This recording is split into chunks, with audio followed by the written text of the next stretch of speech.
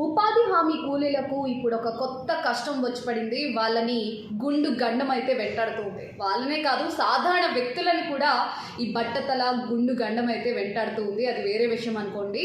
అయితే వివిధ కారణాల వల్ల గుండు చేయించుకున్న పలువురి ఫేస్ ఐడెంటిఫికేషన్ను ఎన్ఎంఎంఎస్ యాప్ అయితే గుర్తించలేకపోతుంది అనమాట. దానివల్ల ఆ కూలీలకి అటెండెన్స్ కూడా పడట్లేదు. అయితే రీసెంట్గా జనగామ జిల్లా కృష్ణాజిగూడెంలో నివాసం ఉంటున్న ఒక వ్యక్తి ఒక వినూత్నమైన ఆలోచన చేశాడనమాట. ఆ ఆలోచన ప్రకారం ఆ వ్యక్తి ఏం చేశాడంటే తన యొక్క భార్య జుట్టుని తన గుండు మీద వేసుకుని మరీ ఫోటో దిగాడు. ఆ ఫోటోని ఫేస్ ఐడెంటిఫికేషన్ కోసం పంపించాడు. అంతే, అటెండెన్స్ పడిపోయింది. సో ఇక్కడ అటెండెన్స్ పడడం గమనార్హం అని చెప్పుకోవచ్చు. సో అక్కడ చాలా గ్రామాల్లో కూడా ఇదే పరిస్థితి కనిపిస్తూ ఉంది. చాలా మంది ఇబ్బంది పడుతూ ఉన్నారనమాట.